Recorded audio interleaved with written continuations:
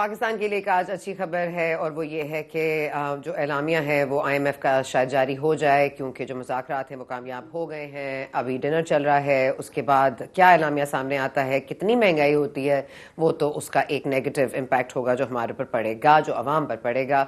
और ख़ासकर हमारे जो अपोजिशन है, जिन्होंने ऑलरेडी 30 मार्च के लिए इजाज़त तलब कर लिया कि वो जलसा करना चाहते हैं, तो वो जलसे में महंगाई पे बात करेंगे या फॉर्म 45 पे बात करेंगे, वो देखना अभी बाकी है। लेकिन साथ साथ रियासत लगता है कि कुछ भूलने को तैयार नहीं है। एंटी टेररिज्म कोर्ट ने आज 29 मेंबर्स यानी कि PTI के उनको 9 मई आर्सन केस में जो है उनके नॉन बेलेबल अरेस्ट वारंट्स जारी कर दिए गए हैं, जिसमें गंडापुर साहब जो कि चीफ मिनिस्टर खैबर पख्तूनख्वा के वो अव्वल नंबर पर हैं, साथ में शिबली फराज, मुराद सईद साहब, जरताज गुल साहिबा, शीरी मज़ारी, जुल्फी बुखारी, शबाज गिल, मुसर्रत जमशेद चीमा साहिबा, लेफ्टिनेंट जनरल अकरम साही और फॉर्मर लॉ मिनिस्टर राजा बशारत शामिल हैं।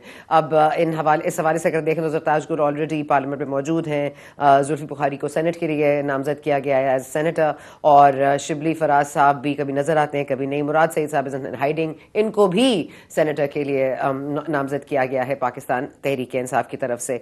अब दूसरी तरफ हमने देखा कि आज इमरान खान साहब को बहरहाल 2 केसेस में रिलीफ मिल गया है, अगर उन पर वाकई 200 केसेस अब तक बन चुके हैं जो कि पाकिस्तान तहरीक इंसाफ वाले कहते हैं, तो यानी कि उनमें से 2 माइनस कर दीजिए। जो तोड़ फोड़ के 9 मई के वाकयात की केसेस थे वो ख़त्म कर दिए गए हैं उन पर, और वो मामला जो है वो कहाँ तक पहुँचेगा वो देखना पड़ेगा। लेकिन हसन हुसैन नवाज साहब जो हैं उनको भी आज एवनफील्ड, अल अजीज़िया और फ्लैगशिप रेफरेंसेस जो नैब की 3 रेफरेंसेस थी उनमें भी बरी कर दिया गया है। 20 मिनट का ये समात थी और 20 मिनट में बरी हो गए। जिस केस को बिल्डअप करने में सालों लग गए, जिस केस के जो दूर रस्त नताइज हैं उनको 20 मिनट में निपटा दिया गया।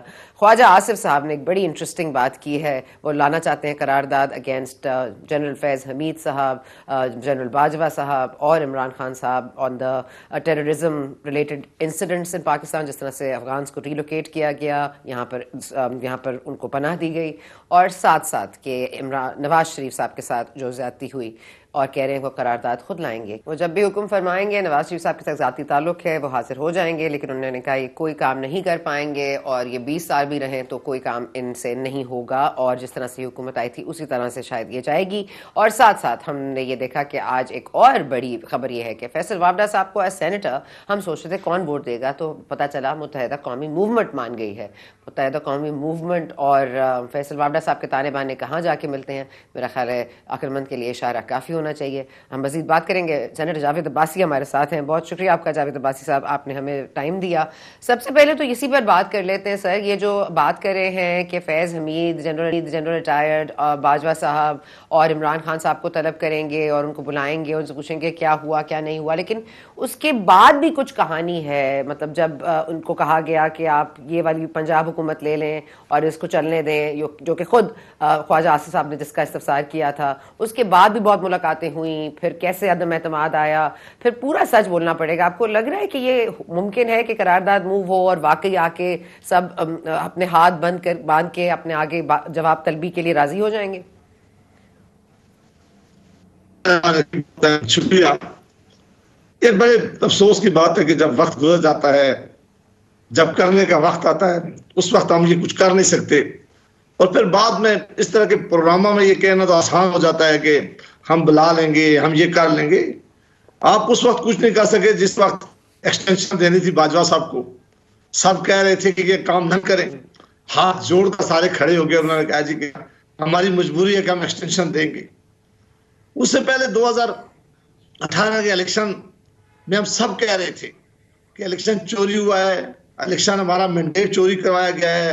हम इल्जाम दे रहे थे इनके नाम ले लेके, और फिर एक्सटेंशन आया, एक्सटेंशन की बात आई तो अब सारी कौम ने देखा कि किस तरह फिर लाइन पे सारी लीडरशिप लगी और सारी जमातों की लीडरशिप लाइन पे लगी है।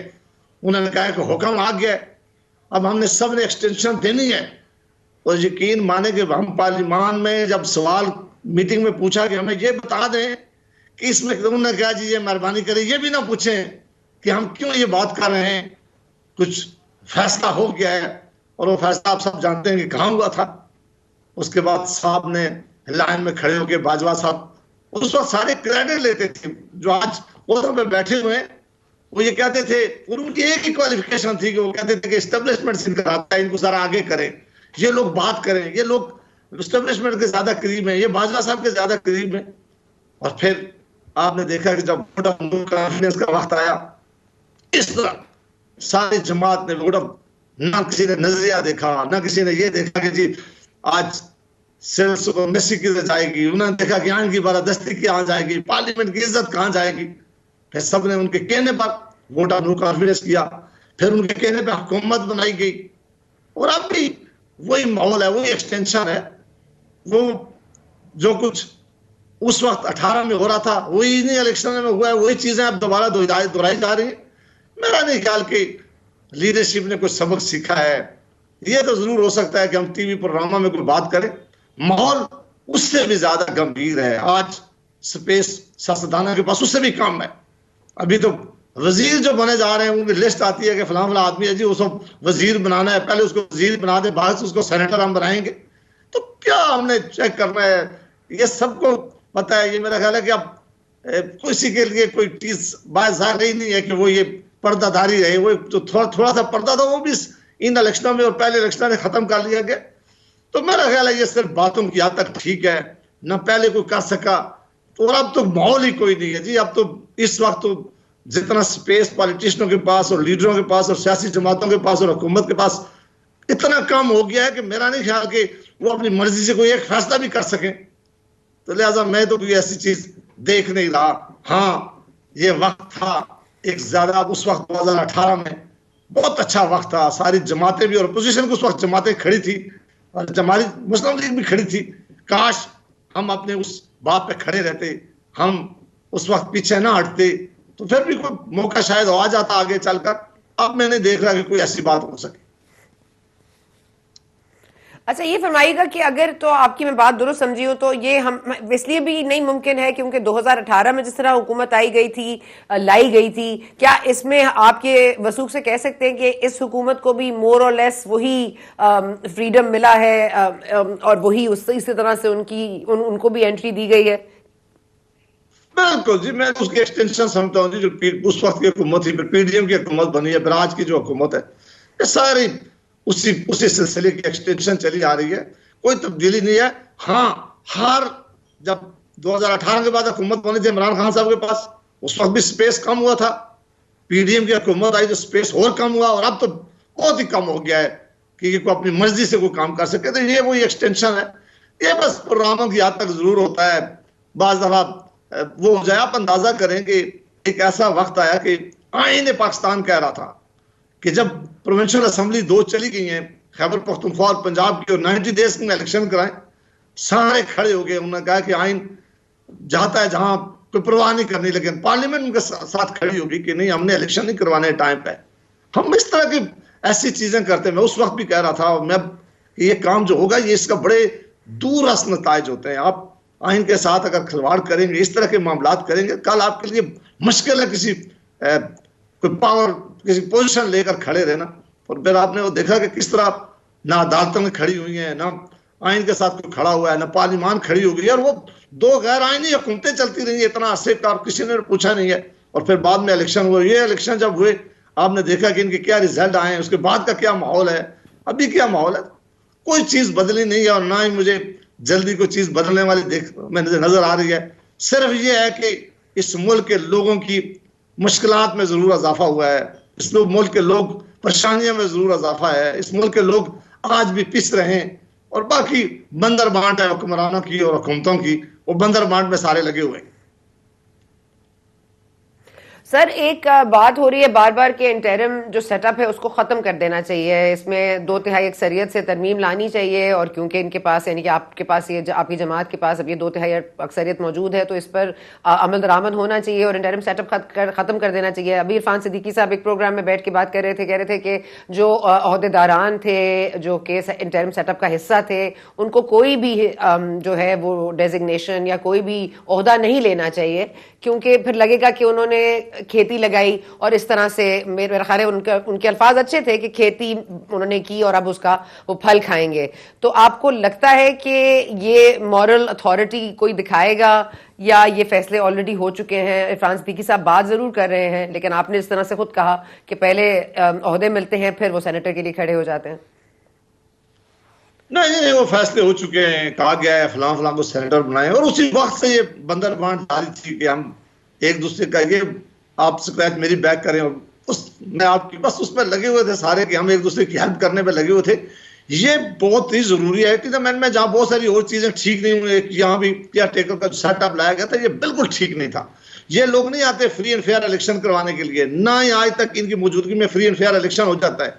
ये जब भी केयर टेकर सेटअप आता है, सबसे पहले उनकी ये पोजीशन होती है कि इस मुल्क में पहले तो इलेक्शन हो, और अगर कोई इलेक्शन हो जाए फिर वो देखते हैं कि कौन सी जमात ने जीतना है, उसके साथ मिलकर धांधली और रिगिंग करवाने के लिए ये इंस्ट्रूमेंट बनते हैं, ताकि इनको बाद में पोजीशन चाहिए होती है। किसी को सेनेट का चेयरमैन बनना होता है, किसी को मिनिस्टर बनना होता है, किसी को कोई और पोजीशन चाहिए होती है। ये बहुत जुल्म हुआ है उस अमेंडमेंट में। और भी बहुत सारी बातें की जा सकती हैं कि उसको रिविजिट होनी चाहिए बहुत सारी चीजों को। उसमें सबसे जरूरी है कि ये सेटअप ही खत्म होना चाहिए। वही एक्सटेंशन, या तो उसी जो हुकूमत जा रही है उसकी एक्सटेंशन हो जाए, या फिर चीफ इलेक्शन कमीशन को मजबूत किया जाए। और काश इस मुल्क में अगर कोई चीफ इलेक्शन कमीशन का अदारा मजबूत हो, या कोई ऐसे लोग आके बैठ जाएं कि वो फ्री एंड फेयर इलेक्शन कराने में जो है वो अपनी ड्यूटी जो है वो पूरी कर सके। इस केयर टेकर सेटअप ने, जो फेडरल में हो या प्रोविंसेस में हो, ये सिर्फ और सिर्फ इलेक्शन को रीड करने में, इलेक्शन को डिस्प्यूटेड बनाने में, अपनी अगले आने वाले वक्त में अपनी सीटें सिक्योर करने में, अपनी पोजीशन सिक्योर करने में, और इलेक्शन न करवाने में लगे रहते हैं। इनका कोई और रोल नहीं है। तबाही होती है, खर्चे होते हैं, मिनिस्टर बने हुए हैं, चीफ मिनिस्टर बने हुए हैं, सदर बने, वजीर आजम बने हुए हैं। ये बहुत ही बड़ा जुल्म है, पर इस मुल्क में इतने बड़े और जुल्म हो रहे थे। अगर काश इस सारी सियासी जमातें मिलकर बहुत सारी और चीजों को भी रिविजिट करें, लेकिन इसको तो फौरी रिविजिट करने की जरूरत है। और अभी बिल्कुल मॉरली इन सारे आदमियों को कोई पोजीशन नहीं चाहिए, इनको पैसा नहीं बनना चाहिए, और इलेक्शन भी नहीं लड़ सकते ये, क्योंकि मेरे ख्याल में कि ये इन पे आनी वही कदमान होनी चाहिए कि किस तरह जब इन्होंने हुकूमत में रहे और अभी इनके टाइम पूरा नहीं होता तो ये कहेंगे हम सेनेटर बन जाएंगे, हम वजीर बन जाएंगे। ये इनके लिए ये बार अगर नहीं भी है तो ये बार होनी चाहिए कि 1 साल तक ये कोई पोजीशन ना ले सकें, या कम से कम 2 साल तक पोजीशन ना ले सकें, या कम से कम एक टर्म तक ना ले सके कि ये कोई न्यूट्रल सेटअप के तौर पर काम करे। ना इन्होंने कभी न्यूट्रल रहे हैं और ना अब है। सर, इंटरिम सेटअप में तो ये बिल मंजूर किया था जब वो आए थे इन पावर, तो उन्होंने सबसे पहला बिल तो ये मंजूर किया था कि कोई साबिक जो आर्मी का ओहदेदार होता है वो कोई भी पोजीशन संभाल सकता है, कोई भी इदारे को हेड कर सकता है। जैसे कि फिर हमने देखा नादरा के चेयरमैन का इंतखाब हुआ। तो आपका ख्याल है कि इंटरिम सेटअप को खत्म करने के लिए आप लोग 2/3 अक्सरियत ले भी आए तो उसके ऊपर भी बात कीजिएगा सर। और ये बताइएगा, जब ये जो तोसी दी थी बाजवा साहब की, वो तो ऑलरेडी एक कानून बन गया है, अब क्या उसको भी रिविजिट करने की जरूरत है या उसी पर चले गए मामला, तोसी पर तोसी, तोसी पर तोसी? और किसकी जरूरत है हमारे अंदर कि वो इन मामलात को हाथ भी लगाए? रिविजिट करने की तो दूर बात है, सोचे भी किसकी जरूरत है? कोई हम सारे हुक्म आता है तो सारे हाथ बंद के लीडर समेत सारे खड़े होते हैं। और मेरा नहीं ख्याल कि कोई माहौल ऐसा है कि कोई ऐसा करेगा, ना इस पार्लियामेंट में ऐसे कोई इशू रेज करेगी और ना ही हम में इतनी ताकत है। बस वो जो मामला जिस तरह चल रहे हैं इसी तरह चलेंगे। हाँ, अगर पार्लियामान देखा, ये पार्लियामान भी अभी बड़ी कमजोर हो गई है, इनके अंदर भी बहुत सारे मसाइल हैं। जो पार्लियामान की एक अपनी ताकत होती थी, उसके पास एक स्पेस होता था, अब तो सियासी जमातों ने पार्लियामान के अंदर बैठे हुए पार्लियामेंटेरियन को इतना बेबस कर दिया है कि वो अपने चॉइस से वोट भी नहीं दे सकते। कॉन्स्टिट्यूशनल अमेंडमेंट को छोड़ दें, प्राइम मिनिस्टर के इलेक्शन को छोड़ दें, जो फाइनेंस बिल है उसको छोड़ दें, ये 3 वो चीजें जो आईन पाकिस्तान में 18 अमेंडमेंट लिख दिया है कि अगर कोई पार्लियामेंटेरियन करेगा तो अपनी सीट खो देगा, तो उसको तो उन्होंने पाबंद करके रख दिया है कि वो तो गुलामी कर सकता है। लेकिन आम हालातों में भी अभी आपने देखेंगे जब चीफ मिनिस्टर का इलेक्शन होता है, सदर का इलेक्शन होता है, चेयरमैन सेनेट का इलेक्शन होता है, स्पीकर का इलेक्शन होता है, प्राइम मिनिस्टर का इलेक्शन हुआ है, कहीं किसी जमात ने पार्लियामेंटेरियन को बुला के नहीं पूछा कि आप वोट देंगे तो कम से कम फेस सेविंग के लिए इन लोगों को बुला के एक दफा पूछ लें कि इनके सामने रख दें कि ये फैसला करने वाले हम। वो कुछ खानदाना के लोग बैठते हैं, वो अपनी मर्जी के फैसले करते हैं, और फिर पार्लियामेंटेरियन वो कहते हैं कि लाइन में लगे और सवाल भी आप नहीं पूछ सकते।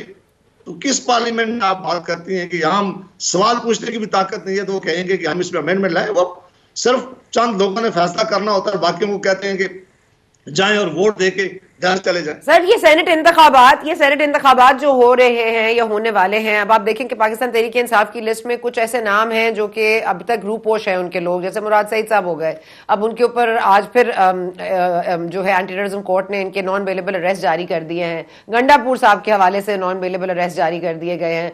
तो आपको लगता है कि ये अरेस्ट इसी तरह होते रहेंगे तो फिर खैबर पख्तूनख्वा की फिर केपी में मिनिस्ट्री चेंज होगी, क्योंकि अब हुकूमत बन गई है जैसे तैसे, और जाहिर है कि दोनों ही हमारी अब कोई लड़ाई तो रही नहीं, अगर हमें पार्लियामानी निजाम पे कोई फेथ नहीं रहा तो कोई बात नहीं, मिलजुल के मुल्क चला लेते हैं।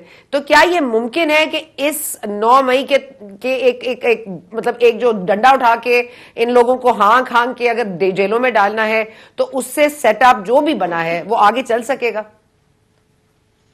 देखिए, इसमें बड़ी बदकिस्मती हो गई है कि लड़ाई इतनी सख्त हो गई है कि हम सब अभी इस मूड में है, अभी इस पोजीशन में है कि एक दूसरे को गिराने में लगे हुए हैं।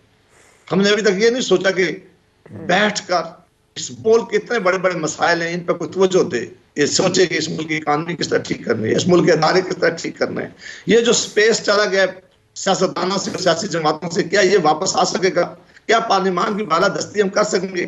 क्या सुपरमेसी कभी दोबारा हम इस मुल्क में बहाल कर सकेंगे? ये बड़ी इशू है जिन पर बात करने की जरूरत है। लगता था कि पार्लियामान ही एक फोरम हो सकता था कि वहां लोग आए, इसमें एक ओपन डिस्कशन और कोई आगे चले, लेकिन वो बदकिस्मती से माहौल रहा ही नहीं है। ये इलेक्शन के ऊपर इतने बड़े बड़े सीरियस क्वेश्चन उठ गए हैं, इलेक्शन रिग्ड हैं, लोग इसको इतनी बड़ी बड़ी बातें कर रहे हैं। और वो रीजनल जमातें जो थी या मजहबी जमातें थी जिनका बहुत स्टेक था पाकिस्तान की सियासत के अंदर, उन्हें साथ रखना चाहिए था।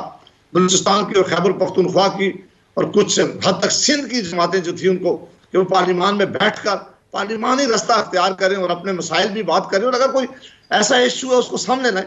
लेकिन मुझे तो आने वाले इस वक्त में कोई चीज ऐसी नजर नहीं आ रही है। मुझे वही लड़ाई नजर आ रही है, मुझे वही एक दूसरे को नीचा गिराने के लिए आ रही है। वही केसेस बनेंगे, केसेस उस वक्त भी बने थे 2018 में, देखे ना किस तरह केसेस बन रहे थे, किस तरह जेटी बन रही थी, किस तरह सुप्रीम कोर्ट के जजेस साहिबान कहते थे कि हम इस केसेस को मॉनिटर करेंगे, किस तरह नैब एक्टिव हुआ और किस तरह वो केसेस हमने देखा कि किस तरह वो केसेस खत्म हुए। तो ये यही मामला अब भी चल रहा है जिसका कोई हल निकलने वाला नहीं है। लेकिन सर एक तरह से क्या ये अच्छी बात नहीं होगी? क्योंकि सर एक सेकंड मेरा सवाल ले लीजिएगा कि मैं कह रही हूँ कि ये एक अच्छी बात भी है कि देखिए प्राइवेटाइजेशन पर एक मौकफ है पाकिस्तान पीपल्स पार्टी का और उस पर उनका स्टेक भी है, लेकिन अगर आईएमएफ ये बार बार आपको इसकी इदराक कर रहा है कि आपको ये प्राइवेटाइज करना पड़ेगा क्योंकि वाकई खसारे में जा रहे हैं, 825 अरब का खसारा तो पीआईए का ही है सिर्फ। तो मैं कह रही हूँ अगर ये मामलात हो जाते हैं तो क्या ये बेहतर नहीं होगा मुल्क के मामलात के लिए? क्योंकि इंटरिम सेटअप में मैंने देखा डॉलर कंट्रोल हुआ, स्मगलिंग रुकी, तो अगर ये मिलजुल के ये काम हो सकते हैं और अगर पॉलिटिकल जो माइलेज अगर जो गेन करना चाहते हैं वो अगर माइनस हो जाए तो शायद ये काम बेहतरी की तरफ जाए। जी बिल्कुल, आपने ठीक कहा कि अगर सोच ये हो जाए कि हमने इस मुल्क की इकानमी ठीक करनी है, ये सोच हो जाए कि हम जो अदारे हैं इतने अरसे से खसारे में जा रहे हैं इनको ठीक करना है। सारी दुनिया ने अपने अदारे इस तरह ठीक किए हैं, सारी दुनिया जानती है कि हुकूमतें बिजनेस नहीं कर सकती, हुकूमत का काम नहीं है। वो हमने रेलवे देख लें, ये पीआई देख लें, स्टील मिल देख लें, बाकी चीजें देख लें, कितना बड़ा खसारा हो रहा है, लेकिन वो कोई माहौल नहीं है। लेकिन हम सबके जाती इंटरेस्ट हैं, सियासी जमातों में भी ज्यादा इंटरेस्ट है।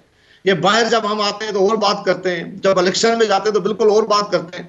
ये बेहतरीन फोरम है पार्लियामान के अंदर बैठते, इस पे एजेंडे में लाते, इस पे डिस्कशन होती, बैठ के फैसला करते, कोई पोजिशन लेते। लेकिन मेरा नहीं ख्याल कि यहाँ सब ने अपने अपने इंटरेस्ट रखे हुए हैं। किसी के पीआईए में इंटरेस्ट है, किसी का रेलवे में इंटरेस्ट है, किसी ने कहा हुआ है कि स्टील मिल, तो ये अपने अपने उसकी हाँ, लेकिन वो जिनका इंटरेस्ट है वो काबीना का हिस्सा नहीं है ना, तो फिर वो बेहतर हो जाता है या आसान हो जाता है फैसला लेना। शहबाज शरीफ साहब के लिए आसान हो जाएगा ना ये फैसला लेना, क्योंकि नहीं है काबीना में पाकिस्तान पीपल्स पार्टी, और शायद इसी सोच से नहीं है कि तमाम गंद आप साफ कर लें फिर हम आ जाएंगे।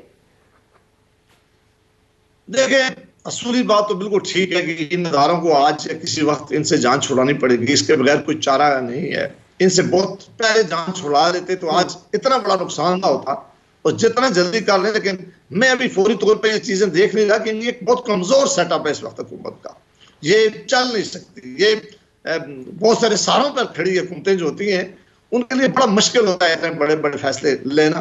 मेरा ख्याल है इस हद तक तो जरूर होगा कि कोई मिनिस्टर बन जाएगा, कोई अखबारों में आ जाएगा, कोई डिस्कशन शुरू हो जाएगी, लेकिन इससे आगे हमारे कोई है नहीं है। मेरा नहीं ख्याल कि ये चला सकेंगे। अगर अच्छा, आखिरी 10 सेकंड में सर, हाँ या ना जवाब दीजिए। 5 साल पूरे करेगी ये हुकूमत? 5 साल पूरे कर लेगी हुकूमत? मुआवजा हो तो मैं कह नहीं सकता, लेकिन बहरहाल मुझे इतना ज्यादा मुझे मुश्किल लग रहा है कि इस वक्त इस माहौल में कोई हुकूमत अपना वक्त पूरी कर सके। ये सारे अभी जोर से मिलाकर एक जगह खड़े कर दिए गए हैं। अभी मिनिस्टरों पर भी लड़ाई होगी, अभी हो रही है, अभी बाकी चीजों पर लड़ाई हुई है, अभी सेनेट पे कुछ लोगों को मिले, कुछ भी रो रहे हैं। सर बस कर दे, मैं रो ना दूंगा, आपने बहुत ही पेसिमिस्टिक बात कर दी।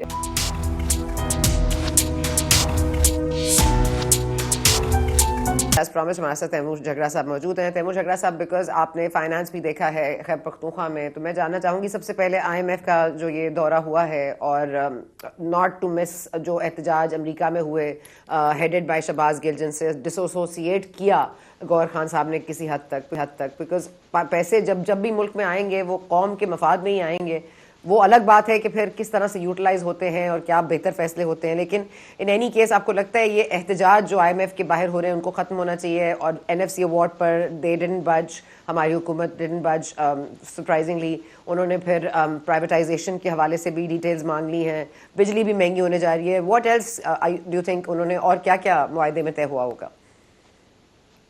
नहीं, ऑनेस्टली मेरे ख्याल में 2-3 सेपरेट चीजें, और उसमें जो सबसे लीस्ट इंपॉर्टेंट है वो DC में एहतजाज है। सबसे जरूरी चीज तो ये है कि अगर आप बिटवीन द लाइंस देखें, जो IMF की एंगेजमेंट वफाकी हुकूमत से रही है, वो बार बार ये कहते हैं कि उनको वफाकी हुकूमत पे और पाकिस्तान की ब्यूरोक्रेसी पे कोई ट्रस्ट नहीं है।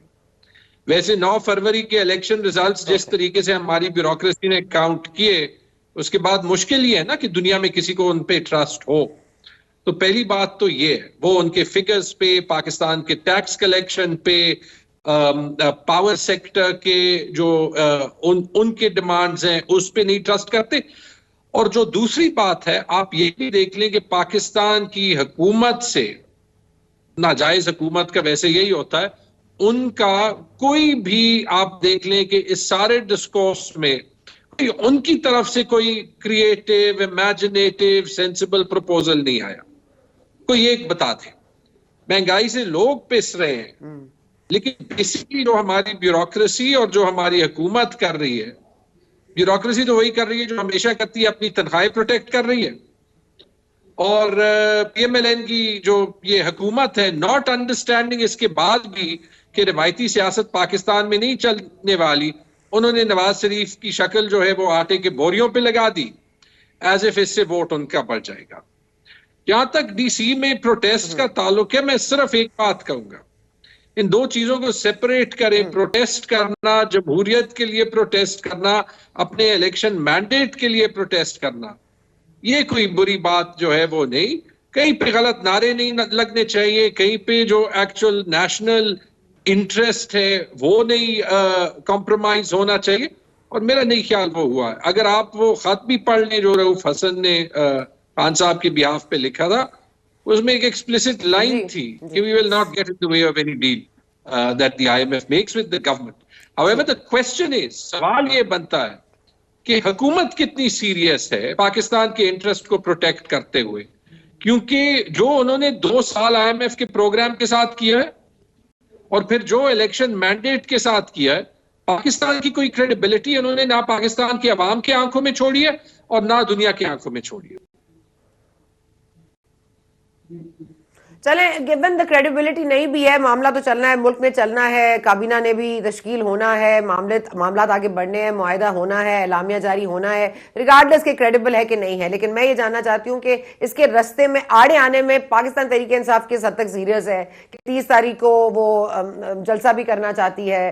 अब ये जलसा किस बुनियाद पर होगा? एक कॉन्फ्रंटेशनल पॉलिटिक्स सामने आ रही है। आज फिर आपको पता है कि किस तरह से non available arrest warrants issue हुए हैं 29 मेंबर्स के पाकिस्तान तहरीक इंसाफ के, एंड सम मेंबर्स वो जो कि ऑलरेडी सेनेट के लिए जिनको नामजद किया गया था। तो ये आपको नहीं लग रहा कि things are just working against you and against your interests? ना सारा, आपने अभी कॉन्फ्रंटेशनल पॉलिटिक्स की बात की, तो फिर साथ ये कहें कि कॉन्फ्रंटेशनल पॉलिटिक्स हुकूमत वक्त या नाजायज हुकूमत वक्त कर रहा है ना। वैसे ही आई थिंक अगर आप किसी से भी पूछ ले कि टेम्परेचर को डाउन करने में जो सबसे पहला और सबसे बड़ा रोल होता है वो हुकूमत का होता है। तो यहां क्रेडिबिलिटी की हम बात करते हैं, क्यों जरूरी है?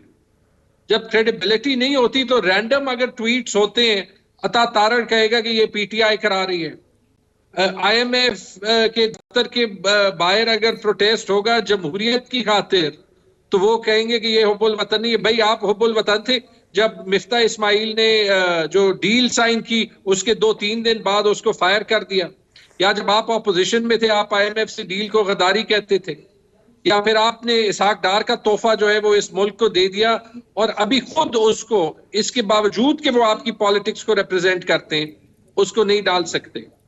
तो जो एक हक से पीटीआई और पाकिस्तान की आवाम पीछे नहीं हटेगी, that is simply the fact कि we need to protect our vote.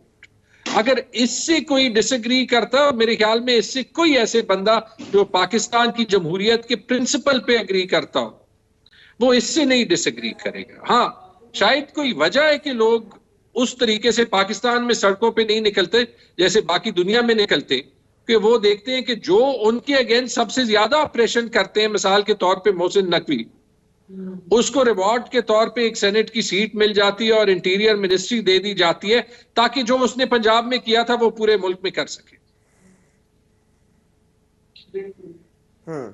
और फिर शमशाद मिर्जा को भी कंटिन्यूएंसी मिली है, ऑल्सो जिलानी साहब एज खारजा में उनको भी कंटिन्यूएंसी मिली है। It could also be because of the good work they have done. It could be as with Anwaar Kakar साहब जो हमारे फॉर्मर केयरटेकर प्राइम मिनिस्टर थे, मैं सुना है उन्होंने भी सेनेट की सीट के लिए कागजात जमा किए। तो इट डिपेंड्स ऑन कि आप किसकी पर्सपेक्टिव से गुड वर्क देख रहे हैं। अगर आप 9 फरवरी फैसल वावड़ा साहब को एमक्यूएम सपोर्ट कर रही है, आप ये आपके लिए ये हैरान कुन बात है? कौन सी जी? फैसल वावड़ा साहब is going to be supported, उनको एमक्यूएम वोट करेगी, इज दैट आपके लिए हैरान कुन बात है?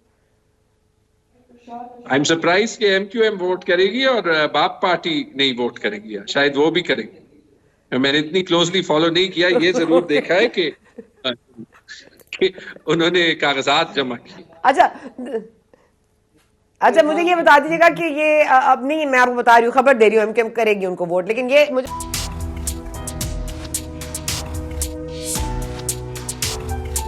आईएमएफ के साथ दौरे जो रहा इस वक्त वो कितना कामयाब हुआ उसकी खबरें हम कल तक जान पाएंगे। लेकिन ये बात बहुत वाज़ेह रहे कि मोहम्मद औरंगज़ेब साहब जो हैं उनकी जो पॉलिसीज़ हैं, जो फाइनेंशियल पॉलिसीज़ हैं इन मीडियम टर्म और लॉन्ग टर्म या कम से कम शॉर्ट टर्म में, वो बिल्कुल वो नहीं है जो कि रिलाई करती थी PMLN पर, यानी कि roll overs from friendly countries and all that. So macro economic changes are coming and उससे पहले महंगाई भी आ रही है। तो आप लोग तैयार रहिए क्योंकि इससे पहले कि कुछ अच्छा हो अभी कुछ बुरा होना बाकी है। Thank you watching the program today, we will see you tomorrow.